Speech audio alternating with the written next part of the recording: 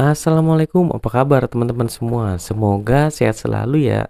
Nah, pada video kali ini ya gue mau jawab beberapa jangan beberapa ya, satu pertanyaan ya yang sering ditanyakan sama orang-orang ya teman-teman ya. Jadi banyak yang nanya juga ya, baik tenaga medis ataupun orang awam ya. Berapa lama sih cairan infus itu harus habis teman-teman ya? Jadi memang gue pernah menemukan beberapa pasien tuh yang suka ngatur tetesan infusnya sendiri ya. Terus ada juga yang nanya, ini kok lama banget habisnya? Ya, ini cepet banget. Yang tadi cepet banget kok, yang sekarang lama banget ya. Jadi teman-teman, masalah tetesan infus itu ada hitungannya. Ya, gimana ngitungnya? Ada rumusnya. Siapa yang memberikan cairan infus? Ya, yang menginstruksikan itu adalah dokter. Melalui apa? Melalui hasil laboratorium, teman-teman. Ya, jadi infus itu nggak sembarangan, teman-teman ya. Masuk ya kan, biar cepet sembuh kayaknya nih air obat ya dimasukin.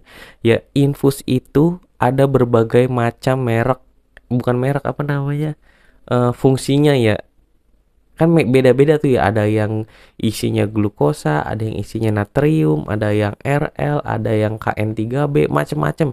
Infus itu ada banyak macam-macam teman-teman ya, tapi intinya infus itu bukan obat ya teman-teman ya. Infus itu hanya pengganti cairan gitu. Kebanyakan di kita ya, orang awam taunya kalau belum diinfus belum sembuh gitu teman, belum sehat gitu kan, belum dimasukin obat. Ya sebenarnya enggak mau makan dikasih infus gitu kan. Ya kalau nggak mau makan tuh pasangnya NGT.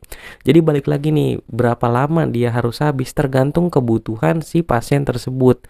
Ya kan, kalau teman-teman lihat ada pasien luka bakar misalnya ya, itu kan biasanya di los. Ada orang lagi serangan jantung atau enggak shock kardiogenik, itu infusnya di los selama 2 kolep. Ya terus ada lagi orang gulanya tinggi, nah dikasih NaCl terus di los ya kan, dicepetin gitu kan. Nah itu ada tujuan-tujuan tersendiri teman-teman. Jadi berapa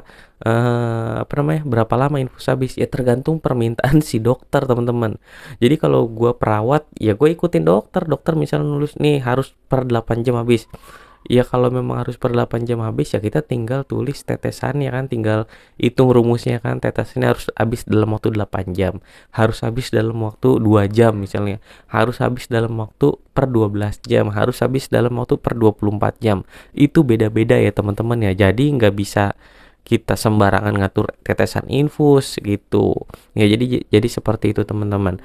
Nah, terus juga memang ada juga yang namanya infus pump. Nah, kalau infus pump itu biasanya sangat akurat. Kalau diminta per 8 jam, 8 jam bener-bener dia tepat habisnya karena pakai mesin. Nah, tapi yang jadi masalah adalah yang biasa ya di tangan terus kita alirin ya, tetesin. Nah, terus kalau pasiennya bergerak teman-teman, itu tetesannya juga akan berubah teman-teman. Awalnya kita atur yang per 6 jam.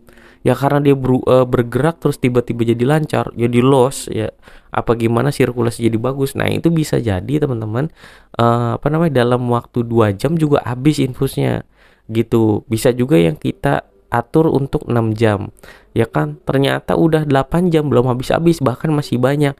Ya bisa terjadi karena tangannya posisinya ketekuk atau lain-lain. Nah itu juga bisa terjadi.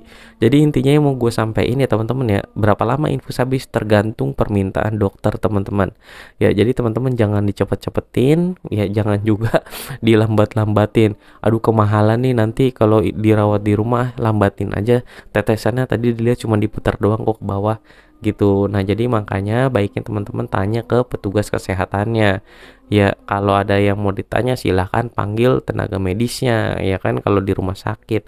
Kalau memang dirawat di rumah ya tanya nih harus habis jam berapa gitu kan, jangan juga jadi kesalahan. Nah terus juga nanti kalau infusnya habis tuh sebenarnya nggak berbahaya, ya udah matiin aja, udah nanti nggak masalah.